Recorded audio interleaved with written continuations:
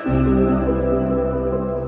Now welcome है दोस्तों आप सभी का। इस वीडियो में हम लोग बात करने वाले हैं बीकॉम सेमेस्टर 5 फाइनेंशियल मैनेजमेंट का पेपर। ठीक है, फाइनेंशियल मैनेजमेंट का पेपर बीकॉम यानी बैचलर ऑफ कॉमर्स सेमेस्टर 5। अब आइए देखते हैं, इसे आप लोग डीएससी पेपर 1 भी बोल सकते हैं। पेपर आपका 2017 से 20 के सेशन में पूछा गया पेपर है और समय आपको 3 घंटे दिए जाते हैं। फुल मार्क्स 100 होता है, जिसमें से 80 नंबर इस पेपर में और 20 नंबर आपको आपका कॉलेज देता है। पेपर को क्वालिफाई करने के लिए आपको 32 नंबर यानी 32 मार्क्स लाने होते हैं। एंड यह पेपर भारत के जितने भी यूनिवर्सिटी हैं उन सभी के लिए काम में देगा, लेकिन शर्त एक है कि आपका सब्जेक्ट ये होना चाहिए फाइनेंशियल मैनेजमेंट। ठीक है, अब आइए देखते हैं फाइनेंशियल मैनेजमेंट में आपका पेपर किस टाइप का आता है। पेपर आपको ग्रुप ए बी सी ऐसा करके बांटा गया है। सबसे पहले हम बात करेंगे ग्रुप ए। ग्रुप ए आइए देखते हैं, इसमें आपको 20 अंकों वाले 2 प्रश्नों के आंसर देने हैं। कुल 40 मार्क्स का होगा ग्रुप ए। तो किन्हीं 2 प्रश्नों के आंसर दें। आंसर यानी 2 क्वेश्चन। क्वेश्चन हिंदी और इंग्लिश में है ताकि भारत के सभी यूनिवर्सिटी में आपको समझ में आ जाए। जहाँ पे हिंदी नहीं समझी जाती है वहाँ पे इंग्लिश आप लोग इजीली समझ पाएँ। तो आइए पढ़ते हैं क्वेश्चन। एंड आंसर आपको स्वयं फाइंड आउट करना होगा, या तो अपने टेक्स्ट बुक से या फिर गूगल से। पहला प्रश्न है आपका, उचित वित्तीय निर्णय के लिए यह आवश्यक है कि वित्तीय प्रबंधक पूंजी के समय मूल्य को उपयुक्त महत्व दे। इस कथन का विस्तार कीजिए। डिटेल में आपको आंसर लिखना है। For appropriate financial decision making it is essential for a financial manager to accord proper cognizance to the concept of the time value of money. Elaborate this statement।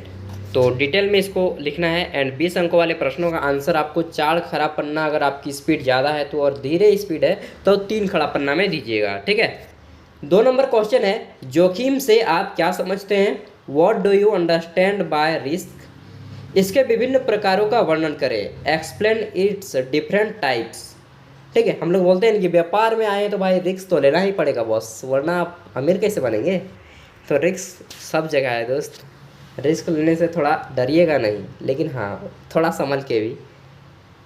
3 number है, पूंजी budgeting क्या है? What is capital budgeting and what is its role in investment decision making? यानी कि पूंजी budgeting क्या है तथा विनियोग निर्णय में इसकी क्या भूमिकाएं हैं। चौथा प्रश्न है, पूंजी की लागत की परिभाषा दीजिए, इसके महत्व को समझाइए। Define cost of capital, discuss its significance. 5वां है आपका, कंपनी की लाभांश नीति को निर्धारित करने वाले तत्वों का वर्णन करें।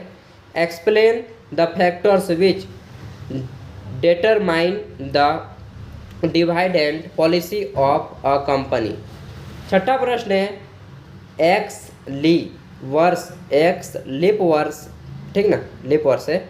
एक्स लीप वर्ष 2018 के अक्टूबर से ली है या लिमिटेड है जी? लिमिटेड है, ठीक ना।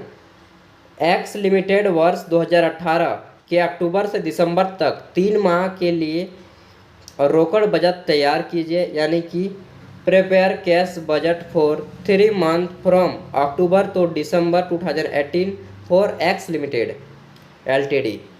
और यहाँ पे देखिए दिया गया है मंथ सेल्स परचेज वेजेस, यानी कि माह विक्रय क्रय मजदूरी।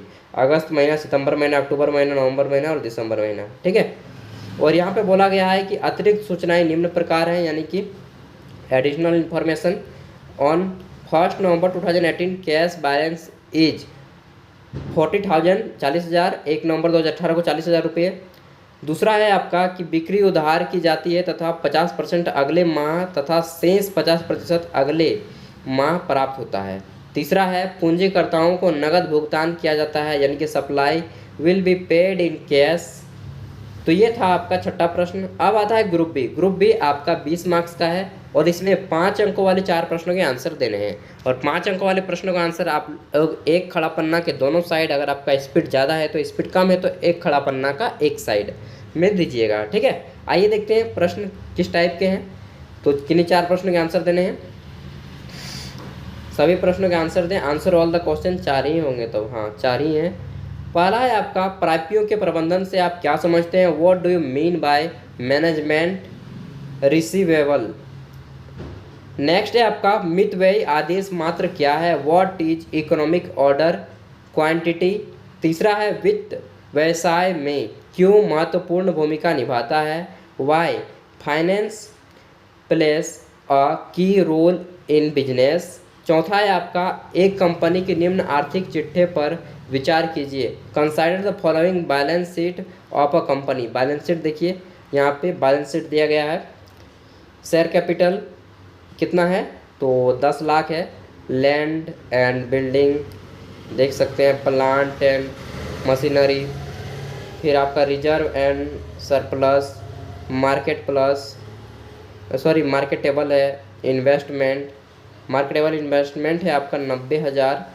बैलेंस शीट देखिए, तो टर्नओवर क्या क्या होता है आप लोग तो जानते हैं यार, मैंने तो 8 से अपना ग्रेजुएशन कंप्लीट किया था।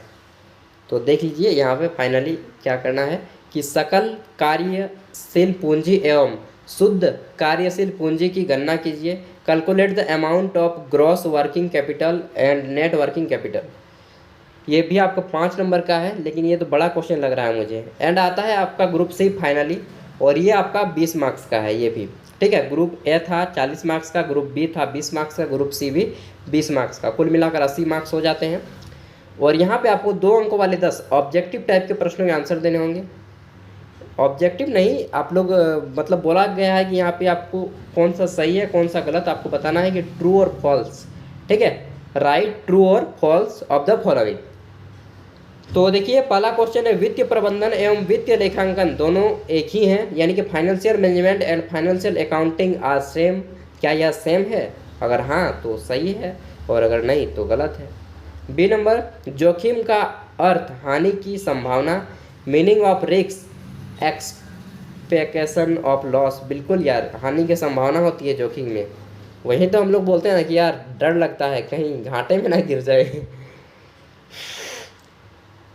सी नंबर है आपका हरास एक नगद खर्च है जो हर वर्ष प्लांट व मशीन पर होता है, यानी कि depreciation is a cash expenses incurred every year on plan and machinery. D number है आपका पूंजी बजटन निर्णय दीर्घकालीन निर्णय है, यानी कि capital budgeting decisions are long term decision. E number है पूर्वाधिकार अंशधारकों को अनिवार्य रूप से लाभांश देय होता है, यानी कि डिविडेंड इज वही पढ़ाएंगे। देखिए यार मेरा इंग्लिश बहुत ही कमज़ोर है दोस्त, सच में बता दे रहा हूँ, इसलिए प्रोनाउंसिएशन में दिक्कत हो रहा है, उसके लिए sorry. Payable to preference share holders. F number है आपका कार्यशील पूंजी का स्तर फर्म की निर्बाध कार्यशीलता को प्रभावित नहीं करता, यानी कि the level of working capital does not affect the smooth working of a firm.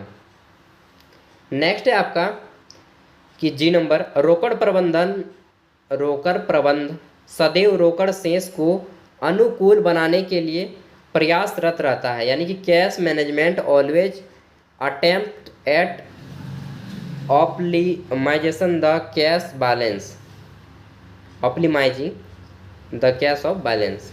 मैंने बोला ना मेरा इंग्लिश काफ़ी यार क्या बताएं, डेली मैं अब रीडिंग करूँगा यार। सरकारी स्कूल में पढ़िएगा तो यही सब 1-2 कमियां हो जाती हैं। एच नंबर देनदार एवं प्राप्य बिल प्राप्यों में शामिल है, यानी कि देनदार एवं प्राप्य बिल प्राप्यों में शामिल है।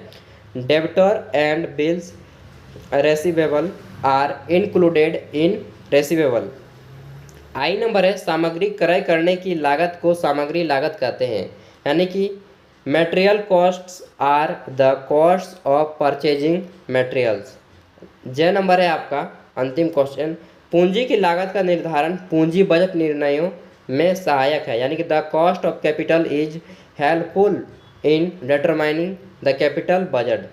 तो ये था आपका बीकॉम सेमेस्टर 5 का पेपर, जिसे आप लोग फाइनेंशियल मैनेजमेंट का पेपर बोलते हैं एंड डीएससी पेपर 1 भी बोलते हैं। दोस्तों अगर आपका किसी अदर सब्जेक्ट का प्रीवियस ईयर क्वेश्चन पेपर देखना हो सेमेस्टर 6 का, या फिर आप बीएड वगैरह, पीजी वगैरह, एमए, एमकॉम, एमएससी करना चाहते हैं तो यहाँ पे क्वेश्चन पेपर अवेलेबल है। आप जाकर previous year question paper section में देख सकते हैं, प्लेलिस्ट में मिल जाएगा। एंड साथ ही आपका जो भी दोस्त आपके साथ ग्रेजुएशन कर रहा हो उन तक भी वीडियो को शेयर कर दीजिएगा, चाहे वो किसी भी में पढ़ते हो, आर्ट्स, कॉमर्स, साइंस, कुछ में भी पढ़ते हो, यहाँ पे क्वेश्चन पेपर अवेलेबल है दोस्तों। तो एक छोटा सा हेल्प कीजिएगा उन तक भी, ताकि वे भी एग्जाम में अच्छे से मार्क्स ला पाएँ। एंड एग्जाम का सबसे बड़ा ट्रिक होता है कि एग्जाम में एक भी क्वेश्चन को छोड़ना नहीं। तो बेस्ट ऑफ लक, अच्छे से एग्जाम दीजिए। एंड कुछ भी दिक्कत हो तो कमेंट करके पूछ लीजिएगा। इसका PDF मैं वीडियो के डिस्क्रिप्शन में दे रहा हूँ, वहाँ से डाउनलोड कर लीजिएगा। चैनल पे पहली बार आए तो सब्सक्राइब करते जाइएगा। And thank you.